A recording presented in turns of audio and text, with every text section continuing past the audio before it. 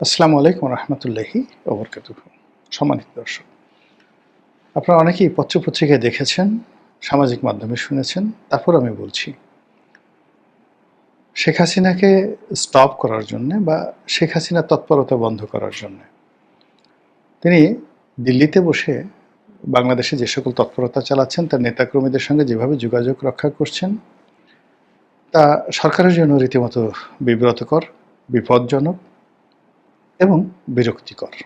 আর এই বিরক্তিকর কর্মকাণ্ড ঠেকানোর জন্য দুটি গুরুত্বপূর্ণ অ্যাপ, সেই গুরুত্বপূর্ণ দুটি অ্যাপ, একটার নাম হলো বটিম আর একটা হলো টেলিগ্রাম। এই দুটো অ্যাপ বাংলাদেশে বন্ধ করার জন্য সরকার সিদ্ধান্ত নিয়েছে। কখন? সামনে যখন নির্বাচনের তফসিল ঘোষণা করা হবে, ওই তফসিল ঘোষণার পরে বা কাছাকাছি সময়টিতে। এটা হলো সরকারের সিদ্ধান্ত। এখন আগামী দিনে এটা হবে কি হবে না, এটা সম্ভব কি সম্ভব না, সেটা পরের বিষয়। এর কারণ হলো যে সামাজিক মাধ্যমগুলো এখন আমরা ব্যবহার করছি, সেটা ফেসবুক বলেন, টুইটার বলেন, টেলিগ্রাম বলেন, বটিম বলেন, হোয়াটসঅ্যাপ, আরও অনেক কিছু, বাইডু, হাজার হাজার যাকে বলা হয় সফটওয়্যার রয়েছে, যে সফটওয়্যারগুলো অন্তত ২০ থেকে ২৫টি তাদের বিকল্প ব্যবস্থা রয়েছে। সেই ব্যবস্থার মাধ্যমে আপনি ব্যবহার করতে পারেন। খুব মানে চীনের মতো খুব স্ট্রং, যাকে বলা হয় চীন এবং ইসরায়েলের মতো খুব স্ট্রং যদি প্রতিষ্ঠান না থাকে, তাহলে এই ধরনের সামাজিক মাধ্যমগুলো ব্যবহার বন্ধ করা আসলে অসম্ভব একটা বিষয়। আমাদের দেশে আওয়ামী লীগ জামানাতে বেশ কয়েকবার ইউটিউব বন্ধ করার চেষ্টা করা হয়েছে, ফেসবুক বন্ধ করার চেষ্টা করা হয়েছে, কিন্তু আলটিমেটলি সেগুলো পারা যায়নি। ভিপিএন চালু করে অনেকে সেটা ব্যবহার করেছেন এবং সেই ভিপিএন যখন চালু ছিল তখন পুরো পরিস্থিতি আওয়ামী লীগের জন্য আরও খারাপ হয়ে গিয়েছিল। অন্যদিকে যখন এই জুলাই আগস্ট বিপ্লব চলছিল, তখন বেশ কয়েকদিনের জন্য ইন্টারনেট বন্ধ করে দেওয়া হয়েছিল এবং সেই ইন্টারনেট বন্ধ করে দেওয়ার কারণে জনরোষ ১০০ গুণ বেড়ে গিয়েছিল এবং ইন্টারনেট মন্ত্রী, অর্থাৎ তথ্য এবং যোগাযোগ মন্ত্রী যিনি ছিলেন, জনাব জুনায়েদ আহমেদ পলক, তার জীবনে রীতিমতো গজব নেমে আসে এই সিদ্ধান্তটির কারণে। অনেকের সঙ্গে তার সম্পর্ক নষ্ট হয়ে যায় এবং তিনি এই মুহূর্তে যে দুর্ভোগ এবং দুর্দশার মধ্যে পড়ছেন এবং তার বিরুদ্ধে যে সকল ব্যবস্থা অভিযোগ আনা হয়েছে এবং অনেকের সঙ্গে তার যে ব্যক্তিগত সম্পর্ক ছিল, সেই সকল সম্পর্ক নষ্ট হয়ে গেছে কেবলমাত্র ইন্টারনেট বন্ধ করে দেওয়ার কারণে। তো বাংলাদেশে আর কোনোদিন ইন্টারনেট বন্ধ হবে না। মানুষ অবাধ তথ্য প্রযুক্তির সঙ্গে যুক্ত থাকবে। এই স্লোগান ডক্টর মোহাম্মদ ইউনূস প্রথম দিন থেকে দিয়ে আসছেন এবং এই কাজটি নিরবচ্ছিন্নভাবে করার জন্যে তিনি স্যাটেলাইট প্রযুক্তির, অর্থাৎ মহাকাশ থেকে যে ইন্টারনেট চালু হয়, সেই স্টারলিংক, পৃথিবীর সবচেয়ে ধনী ব্যক্তি ইলন মাস্ক, সেই স্টারলিংক, ইলন মাস্কের কোম্পানি, তাদেরকে একেবারে ঝড়ের গতিতে বাংলাদেশে ব্যবসা করার অনুমতি দেওয়া হয়েছে এবং এখন স্টারলিংক চলছে। দ্বিতীয় যে বিষয়টি আরও কৌতূহলোদ্দীপক, সেটা হলো স্টারলিংক কর্তৃপক্ষ সিদ্ধান্ত নিয়েছে যে এই মুহূর্তে তাদের যে রিজিওনাল হেডকোয়ার্টার রয়েছে, এশিয়াতে রিজিওনাল হেডকোয়ার্টার সিঙ্গাপুরে রয়েছে, তারা সেই রিজিওনাল হেডকোয়ার্টার সিঙ্গাপুর থেকে বাংলাদেশে আনতে চাচ্ছে এবং এজন্য তারা জমি বরাদ্দ চেয়েছে। আপনারা জানেন যে এই ধরনের একটি প্রতিষ্ঠানকে বাংলাদেশে স্থান দিতে হলে অনেক জমি দরকার এবং এর সঙ্গে রেডিয়েশন থেকে শুরু করে আরও অনেক কিছু জড়িত। অর্থাৎ স্টার্লিংয়ের যে জন্য যে ভূমি ব্যবহৃত হবে, সেই ভূমির সঙ্গে তাদের যে স্যাটেলাইট রয়েছে, সেই স্যাটেলাইটের সরাসরি যোগাযোগ থাকবে। এটা এতটা অত্যাধুনিক প্রযুক্তি, যে প্রযুক্তি ইউরোপ আমেরিকাতে স্টার্লিং ছাড়া অন্য কোনো কোম্পানি এখন পর্যন্ত করতে পারেনি। Sterling is only one company. তো সেই কোম্পানি তাদের যেখানে গ্লোবাল হেডকোয়ার্টারের পরে যেটা রিজিওনাল হেডকোয়ার্টার এশিয়াতে, সেটা তারা বাংলাদেশে আনতে চাচ্ছে।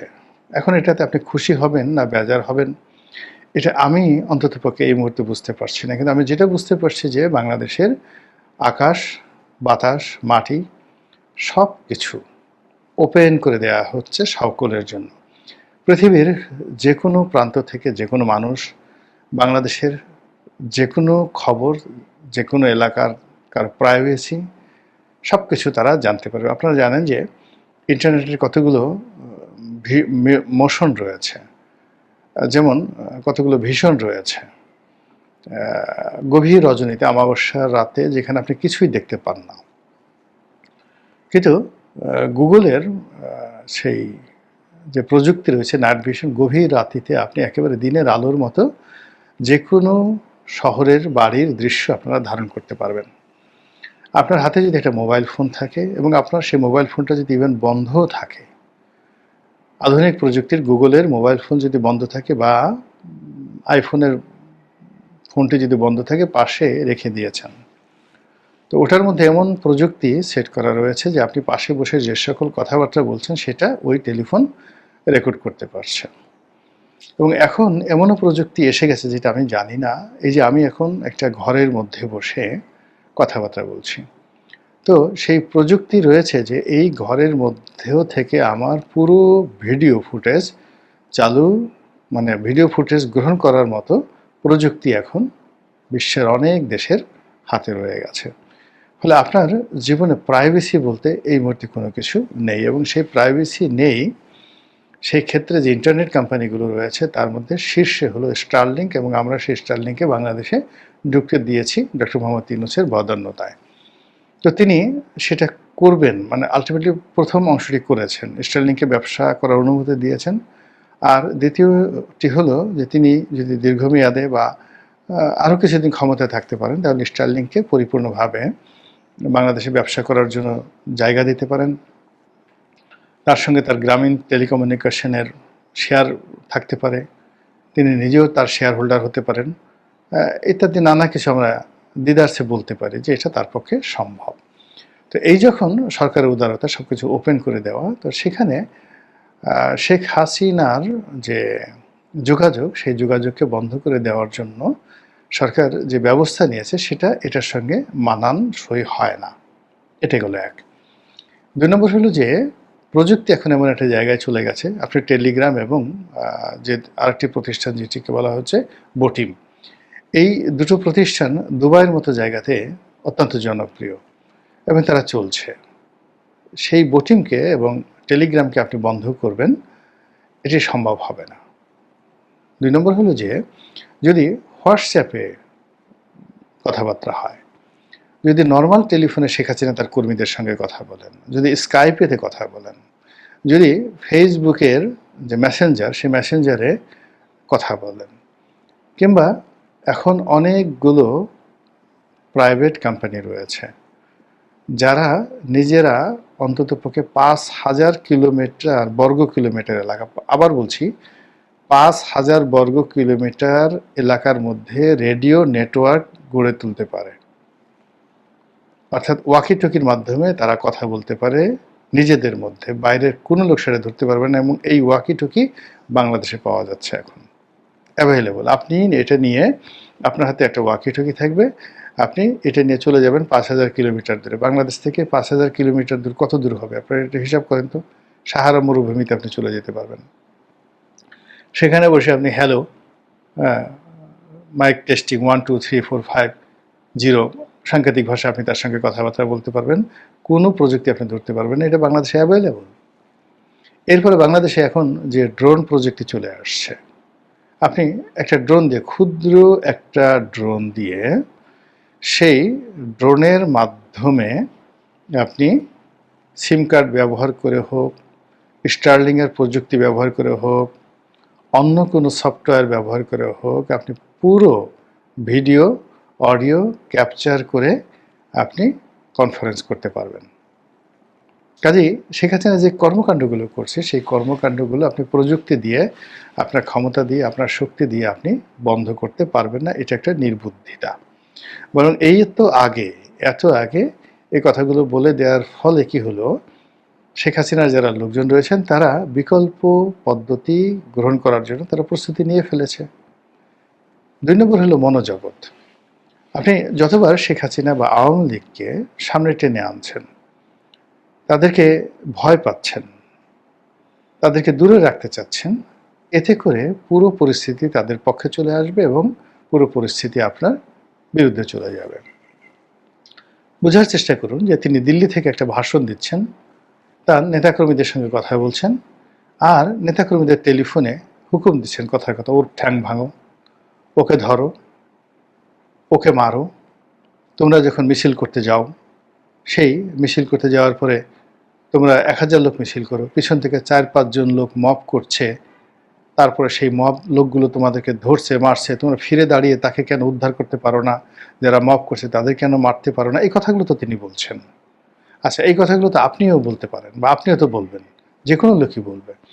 এখন সেই কথা বলার জন্য তিনি তার নেতাকর্মীকে উজ্জীবিত করার জন্য এই কথাগুলো তিনি বলবেন, এবং আপনি কোনো অবস্থায় তাকে বন্ধ করতে পারবেন না। বরং আপনি তার এই কথা যদি ভয় পেয়ে যান, তাহলে আগামীতে যেটা হবে, ওই যে যারা মব করছে আপনার পক্ষে, তারা ভয় পেয়ে যাবে, আর যারা মিছিল করছে তারা আরও শক্তিমত্তা পেয়ে যাবে এবং কৌশল পেয়ে যাবে।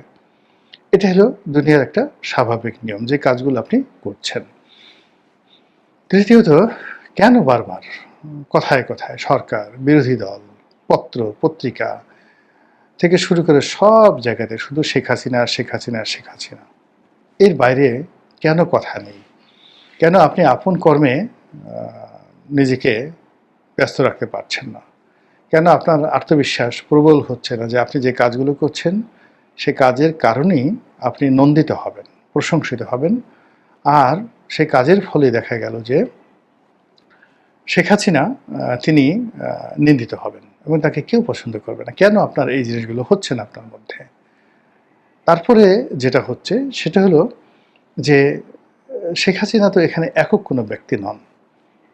তিনি এখন ৭৯ বছর বয়সী একজন ভদ্রমহিলা।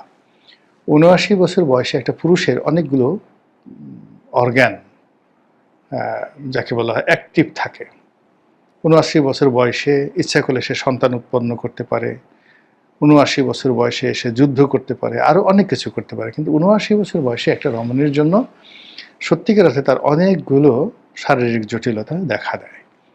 তো সেক্ষেত্রে শেখ হাসিনাকে ৭৯ বছর বয়স থেকে আপনি কেন তাকে ৩৯ বছর বয়সে নামিয়ে আনছেন, তাকে উদ্দীপিত করে তাকে, যাকে বলা হয়, তার যে শারীরিক যে ইন্টারনাল যে গঠন, যেমন ধরুন শরীরে কতগুলো কোষ, সেল, এটা অটোমেটিক তৈরি হয়। ব্রেনের যে নিউরনগুলো, এটা অ্যাক্টিভ হয়ে যায় যখন আপনি তাকে হিট করেন না হার্ট করেন। এখন ৮০ বছরের একজন বৃদ্ধা মহিলা যখন আপনি তাকে হিট করবেন, অটোমেটিক তার শরীরের অনেকগুলো কোষ তৈরি হয়ে যাবে, তিনি যৌবন ফিরে পাবেন, তার শক্তিমত্তা বেড়ে যাবে, তার কণ্ঠে দৃঢ়তা বেড়ে যাবে। এরপর আপনি যদি তাকে বিপদে ফেলেন, অটোমেটিক্যালি তার ব্রেনের যে চিন্তার শক্তি, এটা বেড়ে যাবে এবং তিনি কৌশলী হবেন, বুদ্ধিমতী হবেন, জ্ঞানী হবেন, প্রজ্ঞাবান হবেন। এই সুযোগটা আপনি তাকে করে দিচ্ছেন, এবং এটা প্রকৃতির একটা নিয়ম। এবং এই নিয়ম অনুযায়ী আপনি যদি দেখেন, গত 1 বছর আগে, অর্থাৎ শেখ হাসিনা টেলিফোনে কাঁদতেন, অবিরত কাঁদতেন, এটা তার একটা হতাশা ছিল। এখন কি তিনি কাঁদছেন?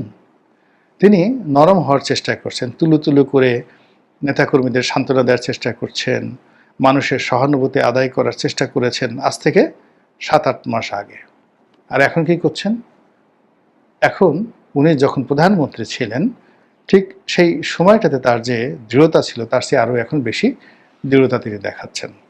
আগে তিনি তার পিতার হত্যাকারীদের সেই বিচার করার জন্য তিনি হুমকি ধামকি দিতেন, আর এখন আওয়ামী লীগের যত নেতাকর্মী, ছাত্রলীগ, যুবলীগ, পুলিশ, লীগ, যারা যারা ক্ষতিগ্রস্ত হয়েছেন তাদের সবাইকে পুনর্বাসিত করবেন, টাকা দিবেন, পয়সা দিবেন, তারপরে তাদেরকে আবার, যাকে বলা হয়, মানে তাদের যারা হত্যাকাণ্ডের শিকার হয়েছেন সেই হত্যাকাণ্ডের প্রতিশোধ নেবেন, কাউকে এক চুল ছাড় দিবেন না। তিনি এবার চিনে গেছেন, বুঝে গেছেন, আগে যে ভুলগুলো করেছেন সেই ভুল করবেন না। আগে যাকে ছ্যাঁচা দরকার তাকে ছ্যাঁচা দিতে পারেননি, যাকে ডলা দেওয়া দরকার তাকে ডলা দেননি, দয়া দেখিয়েছেন, করুণা দেখিয়েছেন, এইবার আর তিনি ভুল করবেন। এইবার তিনি সবাইকে একবার হামানদিস্তার মধ্যে ঢুকিয়ে পুঁতা দিয়ে গুতিয়ে গুতিয়ে সবগুলোর ঘিলু আর পায়ের নখ একত্র করে ফেলবেন, বোঝাই যাবে না যে কোনটা মাথা আর কোনটা পায়ের নখ। এইরকম তিনি প্রতিহিংসা ছড়াচ্ছেন এবং এই কথাগুলো শুনে তার নেতাকর্মী যারা আছে তারা বলে যে হ্যাঁ, নেতা তো এরকমই দরকার, এরকম শক্তিশালী নেতা দরকার, এবং দুর্বল নেতা দিয়ে তো হবে না। তো এই কাজগুলো সরকার করে দিচ্ছে। করে দিয়ে কি করছে তারা, যে নির্বাচনের একটা রোড ম্যাপ তৈরি করছে, সেই রোড ম্যাপকে যাকে বলা হয় আরও দূরে ঠেলে দিচ্ছে।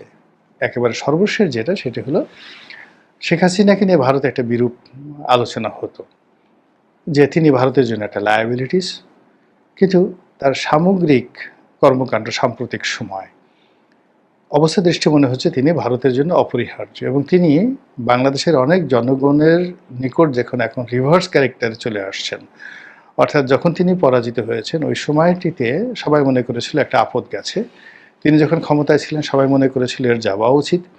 এখন অনেকেই মনে করছেন যে এই বাংলাদেশে তার মতো একজন শক্তিশালী লোক দরকার রয়েছে, এই বাংলাদেশকে শাসন করার জন্য আসলে শেখ হাসিনারই দরকার। এই কথাগুলো কিন্তু এখন বলছে, আপনি বন্ধ করতে পারবেন না মানুষের বুককে।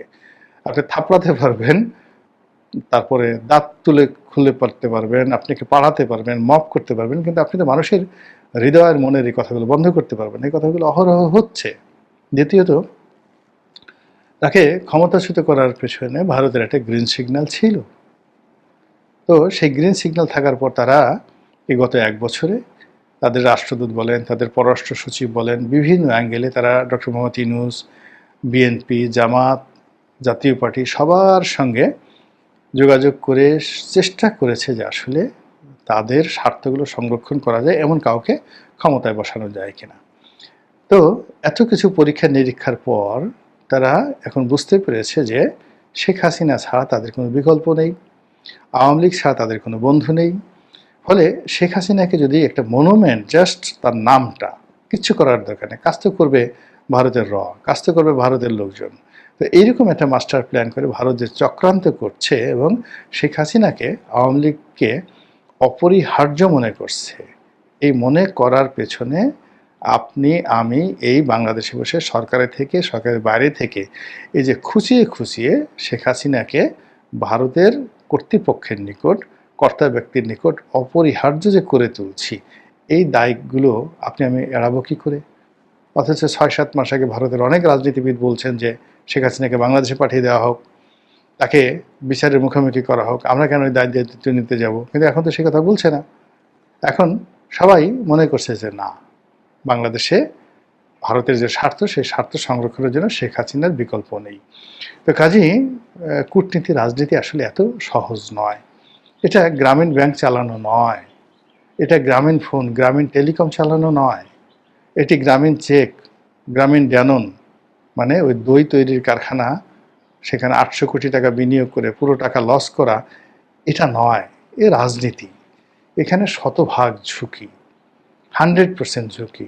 এখানে 3 মাসের জন্য এমপি হয়েছে বা 1 বছরের জন্য এমপি হয়েছে অনেক লোকে। 2024-এর জানুয়ারি মাসে যারা সংসদ সদস্য হয়েছে আওয়ামী লীগের নতুন, আবার অনেকে স্বতন্ত্র সংসদ সদস্য হয়েছে আওয়ামী লীগের সাথে বিদ্রোহ করে, সেই মানুষগুলো দেখেন এখন লাথি গুঁতো খেয়ে পালিয়ে জায়গা জমি সম্পদ হারিয়ে একেবারে রাস্তার ফকির হয়ে গেছে।